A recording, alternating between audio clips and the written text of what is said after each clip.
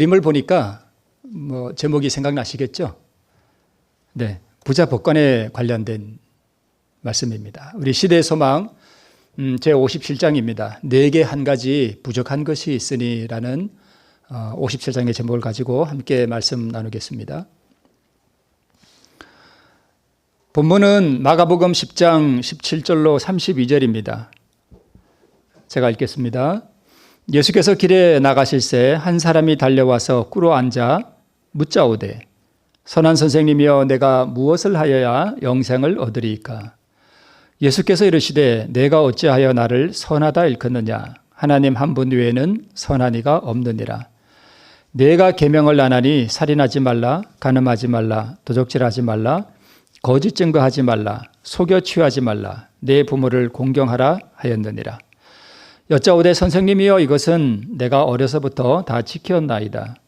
예수께서 그를 보시고 사랑하사 가라사대 내게 오히려 한 가지 부족한 것이 있으니 가서 내 있는 것을 다 팔아 가난한 자들을 주라. 그리하면 하늘에서 보화가 내게 있으리라. 그리고 와서 나를 쫓으라 하시니 그 사람은 재물이 많은 고로 이 말씀을 인하여 슬픈 기색을 띠고 근심하며 가니라. 이 그림 우리 지난 시간에 했죠. 예수께서 그 번잡한 도심 가운데서 어린 아이들을 이렇게 축복하신 말씀 우리 지난 시간에 함께 나누었습니다. 이 부자 법관이 예수님께 와서 선한 선생님이여 내가 어떻게 하여야 영생을 얻으리까라고 참으로 진지하게 물었던 이유는 바로 이 장면을 보았기 때문이었습니다. 이 장면에서 아주 깊은 감동을 받았습니다. 그래서 이 부자 법관은 그 사내들인 회원이었어요. 그러니까 그 당시 유대 나라의 최고 권력자에 속한 그런 사람이었습니다. 젊고 그리고 큰 부자였고 높은 지위에 있는 이 사람이 이름 없는 시골 출신의 예수님께 와서 무릎을 꿇었다라고 하는 것은 대단한 사건이었습니다. 무릎을 꿇었어요.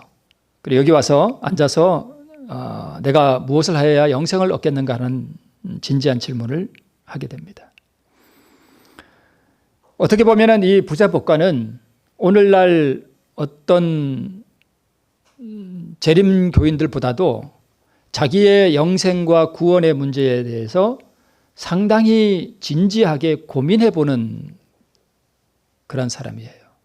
그런 사람이었습니다.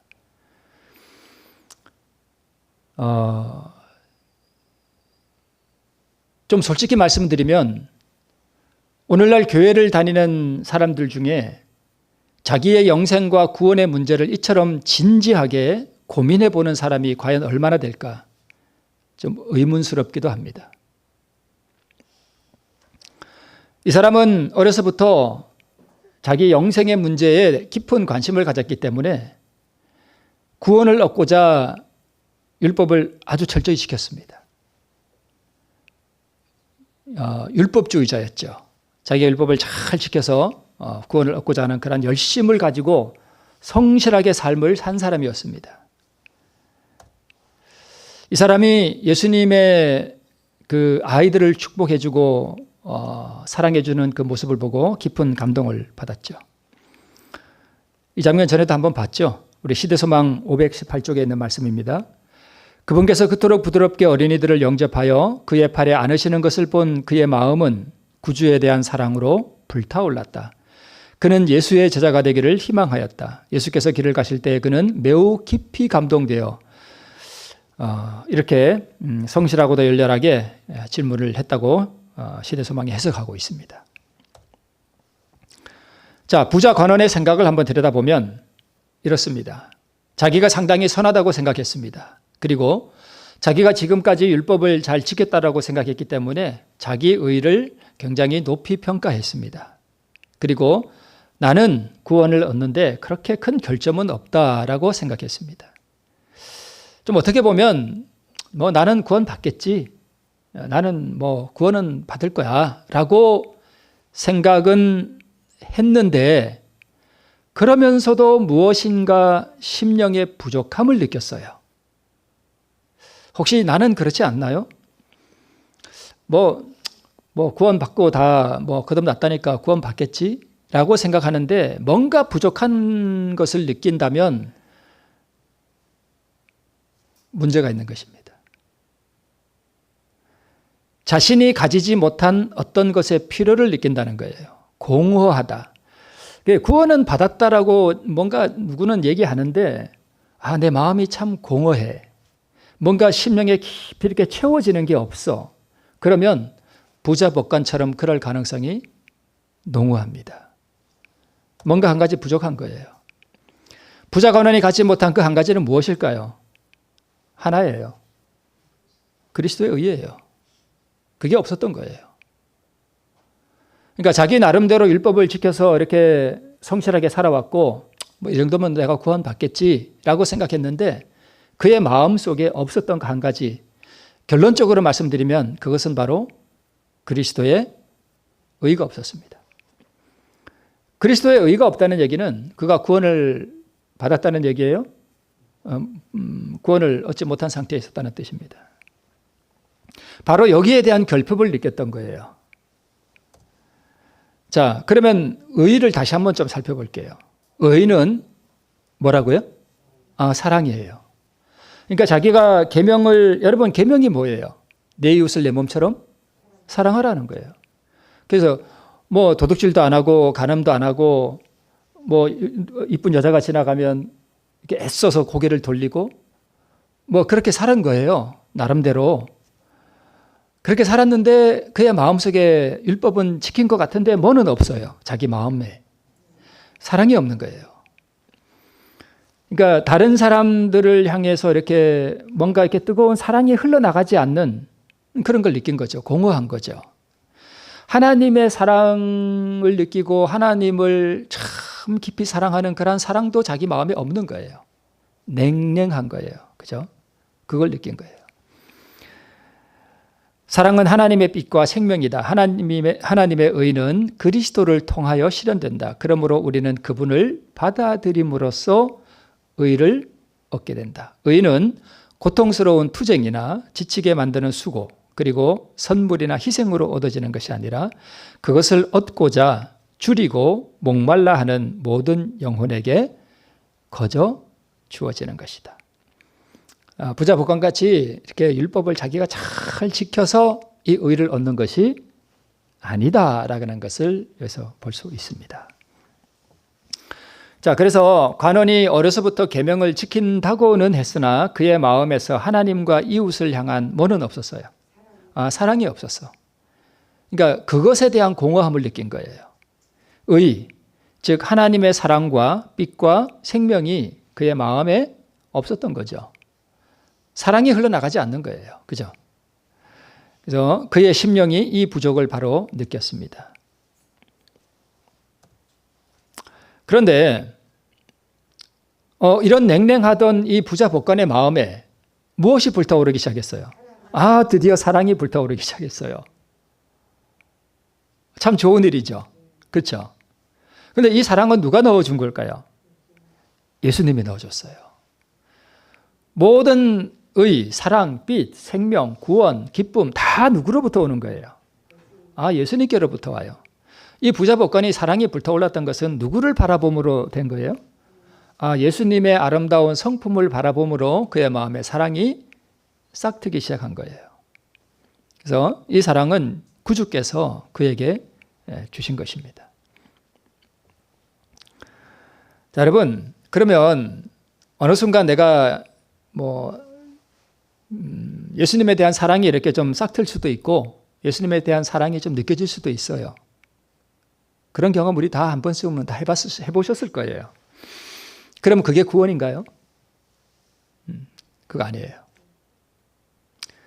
그런 것은요, 오늘 내가 막 사랑이 불타올랐다가도요, 점심 먹고 저녁 때 되면 싹 사라져버려요. 냉랭해져요. 이게 뭐지? 싶을 정도로. 그럼 내가 구원을 받았던 건가? 안 받은 건가? 참 의문스러운 그런 게 있어요. 그런데 이 부자 법관의 경우를 보면 그의 마음에 구주를 향한 뭐가 불타올랐다고요? 막 예수님을 향한 사랑이 막 불타올랐어요. 자, 그런데 그래서 자기도 이 예수님의 제자가 되고 정말 예수님과 하나가 되고 예수님의 그 구원에 동참하고 싶은 갈망이 그에게 일어났습니다. 그래서 정말 성실하고도 진지하게 무릎을 꿇고 그 앞에 가서 물었습니다. 선한 선생님, 내가 무엇을 하여야 영생을 얻겠습니까? 라고 물었습니다. 여기 두 갈망이 있습니다. 부자 관원의 갈망이고요. 또 하나는 예수님의 갈망이에요. 그러니까 부자 관원은 무엇을 얻고 싶었던 거예요?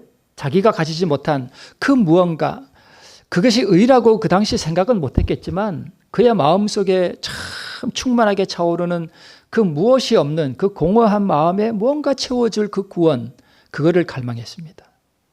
예수님은요, 이 부자 법관의 마음속에다가 뭔가를 주고 싶었던 거예요. 그죠? 동력자로 삼고 싶었고요. 예수님은 이 부자 법관을 뭘로요? 동력자. 그 다음에 예수님 자신의 품성을 반사하는 뭘로요? 거울로 만들고 싶었어요. 그런 갈망이 예수님에게 있었어요. 그래서 자신의 부족을 그리스도의 완전하심 안에 감추는 겸손과 통회하는 마음을 넣어주기를 얼마나 갈망하셨는지 몰라요. 누가요? 예수님이요. 이 오른쪽에 있는 이 갈망, 예수님이 부자 법관에게 주고 싶어 했던 이 갈망, 제가 써놓은 거 이거 다 그 시대소망에 있는 말씀이에요. 이걸 정말 주고 싶었어요. 얼마나 갈망했는지 몰라요. 부자 법관은요, 그 의를 향한 갈망. 그러니까 이게 딱 맞았던 거죠? 그죠? 맞았어요. 그런데 아쉽게도 이렇게 기록되어 있습니다. 만약 그 관원이 그때에 자신을 그리스도께 뭐 했다면, 바쳤다면 그는 그리스도의 임재의 분위기 가운데서 성장했을 것이다. 그가 이것을 뭐 했더라면, 선택하였더라면 그의 장래는 얼마나 달라졌을 것인가. 자, 여기에 뭐가 있습니까? 큰 기둥이 두 개 있죠. 제가 이거 왜 그림을 여기다 넣어놨는가 하면, 믿음으로 말미암는 의는 두 큰 기둥으로 이루어진다 그랬죠. 이 구원의 집은요, 이 두 기둥에 의해서 받쳐져요. 이 중에 하나도 무너지면 안 돼요. 왼쪽에 있는 것은 인간이 해야 될 일이고요. 오른쪽에 있는 기둥은 누가 하실 일? 하나님께서 하시는 일이에요. 그리고 왼쪽에 있는 이 기둥은 자신을 드리고 또요, 바치는 일, 즉 자아를 포기하는 일, 그리고 받는 일. 받는 거는 여러분 그런 말씀 들어보셨죠? 믿음은 예수님의 구원을 받는 뭐다? 손이다, 이런 말씀 들어봤죠. 그러면 아니 믿음은 그러면 그 의를 받는 손인데 이걸 어떻게 받지? 이거 어떻게 받으라는 거야? 그런 의문이 들지 않으세요? 그런 거 염려할 필요 없어요. 어떻게 받나? 이거 걱정할 필요 전혀 없습니다. 인간이 왼쪽 기둥에 있는 이것만 하면 저절로 들어와요. 어떻게 들어온다고요? 저절로 들어와요. 그래서 의를 받기 위해서 무언가를 할 필요가 없어요. 뭐만 하면 돼요? 자아 포기만 하면 돼요. 인간이 해야 할 일은 그거예요.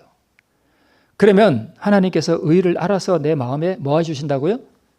넣어주시는 거예요. 그러니까 믿음은 의를 받는 손이고 믿음은 구원을 받는 손이고 이런 거 그냥 잊어버리셔도 돼요. 그게 무슨 뜻인가 이게 뭐 해석을 안 해도 됩니다. 자, 우리 말씀 다시 한번 볼게요. 그분께서 그토록 부드럽게 어린이들을 영접하여 그의 팔에 안으시는 것을 본 그의 마음은 구주에 대한 사랑으로 불타올랐다. 또 제자가 되기를 희망했죠. 매우 깊이 감동되었죠. 그래서 예수를 따라 달려가는 행위도 나타났어요. 그 발 앞에 엎드리기까지 했고 성실하고도 열렬하게 질문까지 했어요. 이만하면 얼마나 성실한 사람이에요. 그죠? 그럼에도 불구하고 그는 의에 이르기 위하여 인간이 반드시 해야 하는 일, 그것을 하기로 선택하지는 않았습니다. 예수님은 뭐라고 말씀하셨죠? 네가 가지고 있는 모든 소유를 다 팔아서 가난한 자들에게 주고 너는 나를 따르라 하는 그 말씀이었습니다. 여러분, 성경을 읽고 감동받고 뜨거운 눈물을 흘려본 적이 있습니까? 어떤 설교 말씀을 듣고 깊은 은혜를 경험한 적이 있습니까? 아니면 찬미를 부르면서 말할 수 없는 사랑을 느껴본 적이 있습니까? 하나님의 사랑을 깊이 경험해 본 적이 있습니까? 이런 걸 많은 사람들이 경험을 해요. 그러나 삶은 변화되지 않는 사람들이 많습니다. 삶은 변화되지 않아요. 아주 깊이 이런 거 경험하는 사람이 있어요. 깊이 경험해요. 그 사랑을 깊이 느껴요. 그런데 삶은 변화되지 않아. 이런 은혜, 뜨거운 눈물, 사랑을 경험하는 거, 오늘 경험하는데 그것이 짧으면 1시간, 좀 길면 하루, 좀 더 길면 3일 정도 가기도 해요. 근데 그 지나면 다 없어져 버려요. 사라져 버려요. 그리고 다시 옛날로 돌아가. 삶이 변화되지 않아요.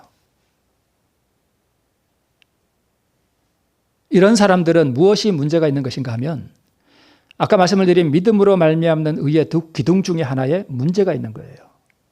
그 문제 중 하나가 뭐예요? 자아굴복을 안 하는 거예요.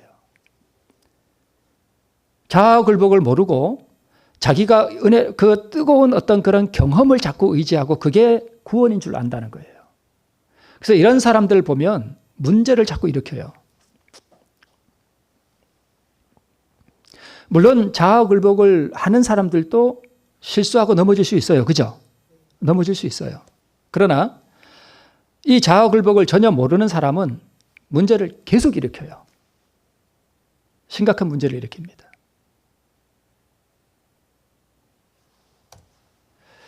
그래서 자아굴복이 매 삶의 매 순간마다 따르지 않으면 감동과 사랑과 은혜도 다 사라져버리고요. 항구적인 사랑이 내게서 흘러나가지를 않습니다. 그래서 메마른 심령을 느껴요. 그래서 한때는 아주 뜨거운 경험을 했던 사람도 어떤 고백을 하는 사람이 있는가 하면 내 마음에 사랑이 없어. 왜 내 마음에 사랑이 흘러나가지 않지? 라고 고백하는 사람이 있습니다. 자, 그리스도께서는 이 사람에게 하나의 시험을 주셨다. 예수께서는 그에게 하늘의 보화와 세속적 위대함 중에서 하나를 선택하도록 요구하셨다. 그가 만일 예수를 따른다면 하늘의 보화가 그에게 약속되었을 것이다. 그러나 자아를 포기하고 그의 의지를 그리스도께서 주관하시도록 해야 할 것이었다. 제가 자아 포기 이걸 또 어디서 딴 데서 끌어온 게 아니고 오늘 내게 한 가지 부족한 것이 있으니 라는 그 시대소망 57장에 이게 다 나오는 말씀이에요. 그러니까 부자 복가는 단 한 가지 뭐 안 한 거예요? 자아 포기 안 한 거예요. 그 물질에 대한 탐욕, 그 자아, 그걸 포기 안 한 거예요. 그걸 포기하기로 선택하고 결정했더라면 삶이 달라졌을 거예요. 자, 자아 포기의 길이 있고 세속적 위대함이 있고 예수님과 이 부자 복관이 이렇게 대화를 하는 중에 거기도 누가 봤을까요? 보이지 않는 마귀가 왔어요. 예수님이 그 마귀 봤을까요? 보셨죠? 당연히 보셨죠. 예수님 눈에는 마귀가 옆에 와서 부자 복관에게 속삭이는 거 주님께서는 다 보셨어요. 뭐라고 속삭였을까요? 마귀가 옆에 와서. 너는 아직 젊어. 너 그 재산 다 버리면 너 뭐 어떻게 살아가려고 그래.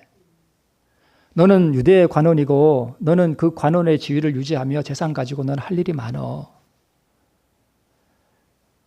그렇게 속삭였어요. 그러면 부자 복관이 그 얘기를 직접 들었을까요? 그런 생각이 떠올랐을까요? 생각이 떠오른 거예요. 그 마귀가 넣어준 생각이었죠. 그래서 예수님께서 하신 말씀과 마귀가 그의 마음에 넣어주는 생각이 이 부자 복관의 마음속에서 뭘 일으키는가 하면 투쟁을 일으키는 거예요. 그리스도의 말씀은 그 관원에게는 사실상 너희 섬길 자를 오늘날 택하라 라는 초청이었다. 선택은 그에게 달려 있었다. 너 마귀의 음성 듣고 글로 갈래? 아니면 내 음성 듣고 너 자기를 포기하고 나를 따를래? 선택해라. 그 이야기였습니다.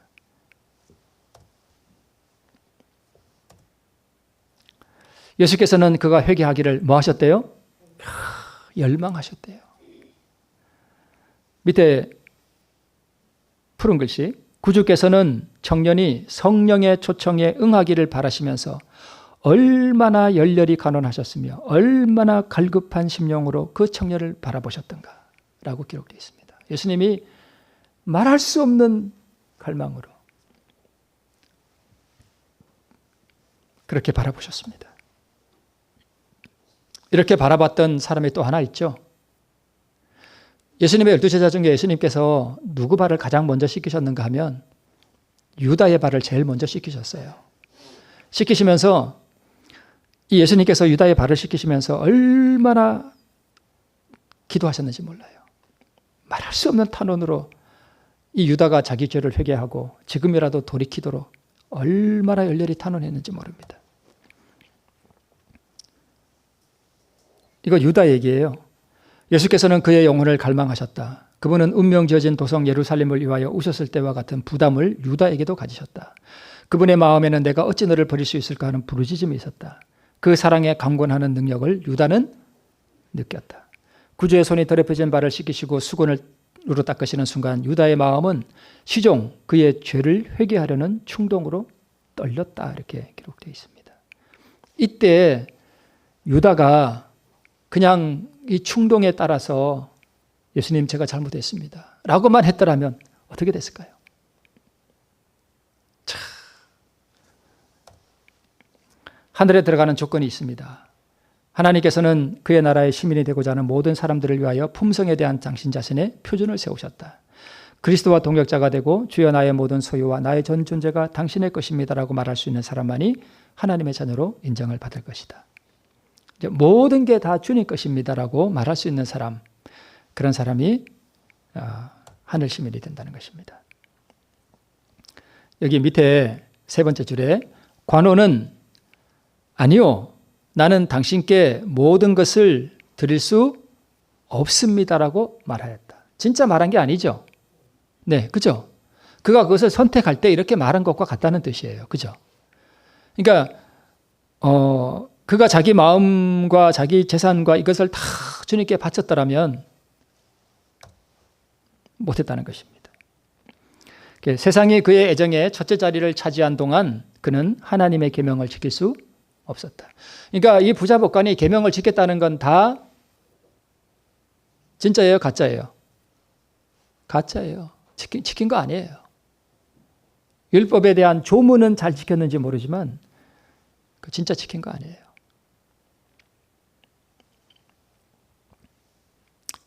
이 사람이 안식일 잘 지켰을까요? 잘 지켰겠죠. 그죠? 안식일 잘 지켰겠죠. 유대 관원이고 높은 지위에 있었고 그가 구원에 얼마나 열망을 가지고 있었는지 율법을 안 지킨 게 없어요. 안식일 철저하게 지키고 안식일 해지는 시간 이후에는 절대 다른 일 하지 않고 얼마나 유대인들 철저히 지켜요. 침도 안 뱉어요. 물 주는 거라고 밭에. 근데 그것이 안식일을 진짜 지킨 거예요? 안 지킨 거예요? 안 지킨 거예요. 그는 계명을 지킨 적이 없어요. 제가 좀 이상한 말씀 드리는 것 같죠? 그게 진짜 계명을 지킨 게 아니에요. 그가 그렇게 겉으로는 안식일을 잘 지켰지만 그의 마음속에 뭐가 없는가 하면 하나님에 대한 뭐가 없어요? 사랑이 없어요. 사랑이 없다고요. 자신을 포기하는 것, 즉 자아를 포기하는 것, 이것이 그리스도의 가르침의 요지이다 하는 게 바로 이 장에 나와요. 제가 이 말씀 한번 드린 적 있죠? 자신을 포기하는 게 자아를 포기하는 거거든요. 자아를 포기하는 것이 예수님의 가르침의 중심이에요. 이거 하라는 거예요. 이거. 너희들 이것만 해. 그러면 구원 얻을 수 있어. 이것입니다. 자아를 포기하는 것. 자신을 포기하는 것, 이것이 그리스도의 가르침의 요지이다. 자주 그것은 권위적인 것처럼 보이는 말로 제시되고 명령되었다. 왜냐하면 만일 마음에 품을 경우 사람을 송두리째 타락시키게 될 그런 것들을 잘라버리는 길 외에는 사람을 구원할 다른 방도가 없기 때문이다. 계속해서 이런 말씀하고 있죠. 네. 성실하고 진지하게 영적 사물에 관심을 가졌던 사람이었습니다. 구원을 열망하고 진실로 제자가 되기를 원했던 사람이었어요. 그 마음에 그리스도를 향한 애정이 정말 싹트려 했던 사람이었습니다. 복음 사업에 가장 유용하게 쓰임을 받을 수 있었던 그런 유망한 사람이었습니다. 그러나 제시된 시험하는 진리를 들었을 때에, 제시됐을 때에 사단은 그의 장래가 유망하다고 아첨하면서 그를 유혹하고 있었다. 제가 미리 말씀드렸죠. 보세요. 마귀가 옆에 왔었다니까요. 그는 하늘의 보화를 원하였지만 그의 재산에 가져올 현세의 유익도 원하였다. 영생의 값이 너무 큰 것처럼 생각되고 재물이 많으므로 그는 슬퍼하면서 뭐 했대요? 떠나갔습니다. 그는 자아를 포기하지 않았습니다. 예수께서 유다의 발을 씻기셨지만 그의 마음은 예수께 뭐 하지 않았다? 굴복되지 않았다. 이게 자아 굴복이에요. 유다는 자신을 예수께 복종시키지 않았습니다. 그러니까 부자 복관이나 예수님이나, 부자 복관이나 유다나, 성경 요한복음 13장 30절에 유다가 그 조각을 받고 떡 조각 받고 나가니 곧 뭐라? 밤이었다 이렇게 기록하고 있습니다. 그리고 그는 영원한 어둠 속으로 사라져 갔습니다. 누가요? 유다도 그랬고 부자 법관도 그랬습니다. 그걸로 다 끝났습니다. 그의 인생이 끝났습니다. 구원도 끝났고 그의 생명도 끝났고, 유다는 뭐 했습니까? 목을 메고 자살했습니다. 부자 법관은 어떻게 그 삶이 끝났는지 모르지만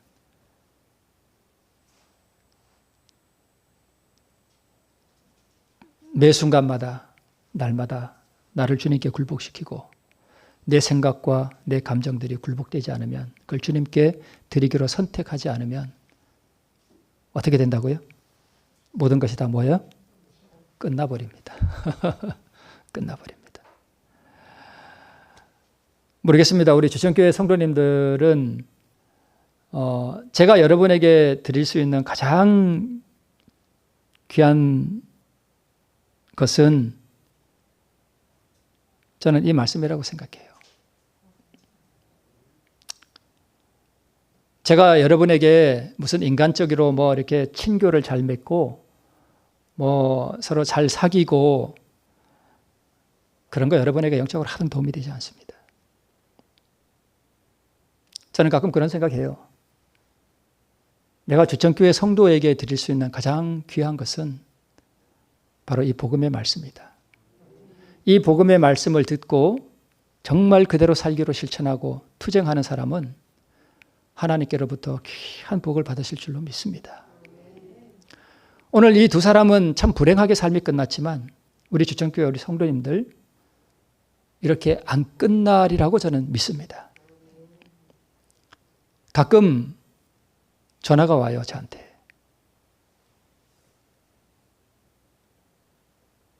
이 복음의 말씀을 듣고 삶이 변화된 사람들의 전화를 제가 받습니다.